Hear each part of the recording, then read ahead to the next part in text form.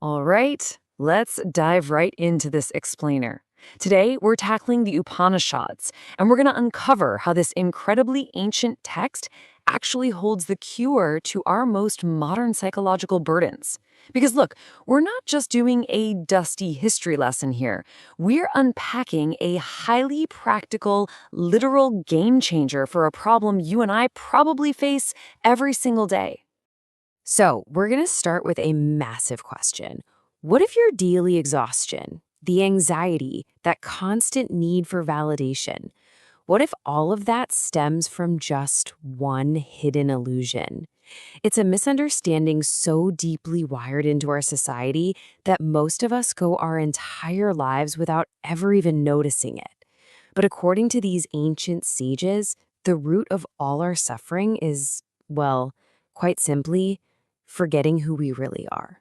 Think about it. You wake up, you instantly check your phone, you see someone who's richer or fitter or seemingly way happier, and bam, the hustle treadmill begins, right? The deadlines, the notifications, those little whispering fears of, am I successful enough or am I falling behind? We literally spend years running away from discomfort, searching for fulfillment out there in the world, while completely ignoring the one place it actually exists, within. It's the ultimate illusion of separation. Okay, moving into part one, the great investigation, peeling the identity onion. Thousands of years ago, mysterious sages out in silent forests diagnosed this exact modern condition by rigorously investigating our true identity. Now, they didn't rely on strict dogma for this. Instead, they used these rapid-fire questions to completely break down the ego. And they started with the most obvious label. Are you your name? Like, if you were to legally change your name tomorrow, would it fundamentally change who you actually are at your core? The answer, obviously, is no. So then they want to layer deeper. Are you your body? Well, basic biology tells us your cells are constantly replacing themselves, right? I mean, your physical body is entirely different today than it was when you were a toddler. So, since your physical form is essentially refreshing itself every single day, you can't just be your changing body. Let's go even deeper. Are you your thoughts? Most of us really strongly identify with our inner monologue, but think about it. Thoughts come and go like clouds in the sky. And crucially, when you're in a deep, dreamless sleep, your thoughts totally vanish. Yet you still exist. You wake up the next morning. So you can't be your thoughts either. After peeling back all these layers, the name, the body, the thoughts, the emotions, they hit bedrock. They arrived at this foundational concept called Atman. Just pause and let this sink in for a second. Right now, you can observe your own thoughts, which means there has to be something deeper than the thought itself, right? There is a constant underlying awareness that's just observing the show. And that observer, that is your true self, the Atman. So here is the absolutely crucial point. Money, looks, status, even our bodies, all of it changes. We suffer because we build our entire identities on this moving sand.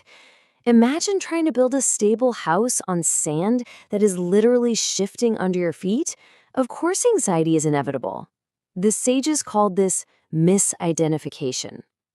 True stability only comes when we shift our identity over to the permanent, unchanging awareness. Which brings us to part two, the ultimate reality. The ocean and the wave. Let's see how this builds into arguably the most revolutionary insight of the Upanishads. Because the sages didn't just stop at discovering the individual self. No, they asked, if there is an ultimate reality behind the entire universe and an ultimate reality behind me, could they actually be the exact same thing? And their answer was this incredibly profound phrase, tat Twam Asi.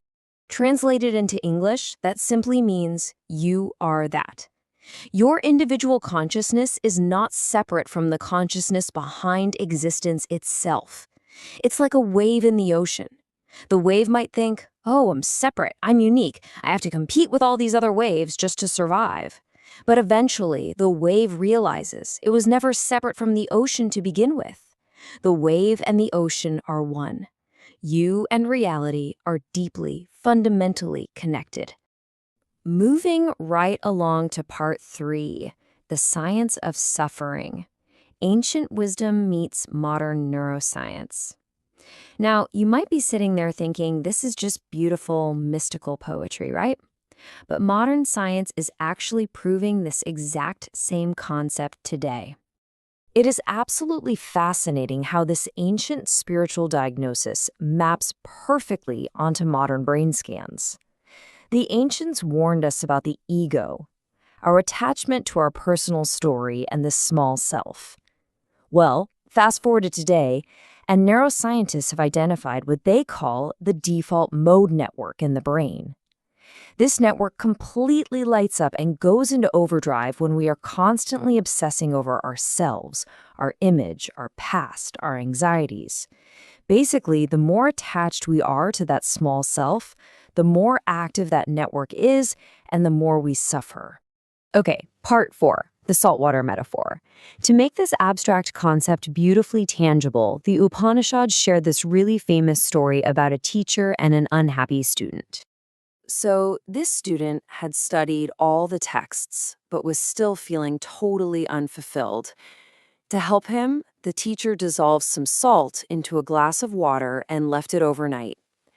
The next morning, he asked the student to find the salt. Well, the student couldn't see it. But when the teacher told him to taste the water from the top, then the middle, and then the bottom, it was salty everywhere. The teacher just smiled and said, "You cannot see it, yet it is everywhere." It's the perfect visualization. The true self is invisible, yet it is ever present within you at every single level. Which leads us to part 5, the antidote, the practical framework for modern life.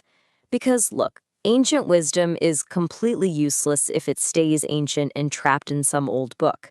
Let's break down how you can actually apply this to your daily life right now.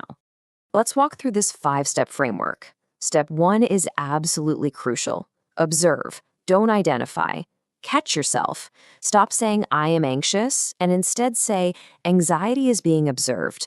You are the witness, not the emotion. Step 2, question the story. When you're suffering, ask yourself, wait, what temporary identity feels threatened right now? Step 3, practice silence. Turn off the music, the scrolling, the distractions for just 10 minutes a day to actually meet that observer inside you. Step 4 changes your relationships instantly. See the same self in others. Remember, they're just a different wave made of the exact same water. And finally, step 5, live from being, not having. Our culture is obsessed with achieving more, but this wisdom is all about realizing more. By following these steps, you shift from this frantic state of acquiring to a deeply peaceful state of simply being. And that brings us to the ultimate paradox of this entire explainer. The thing you are searching for was never missing. Seriously, peace, love, wholeness, meaning, these are not future rewards you unlock by running faster on the treadmill. They are the core qualities of your deepest nature. You don't create them, you uncover them. It's exactly like clearing away the clouds to reveal the sun. The sun was always shining right there. In a world totally obsessed with speed, consumption, and separation, remembering who you truly are is the ultimate antidote. And since the truth you seek may already be looking out through your very own eyes, I want to leave you with this final provocative thought. What does "you are that" actually mean to you in your own life? Take a moment, reflect on it, and let me know your thoughts. Stay aware, stay curious, and keep uncovering that truth within.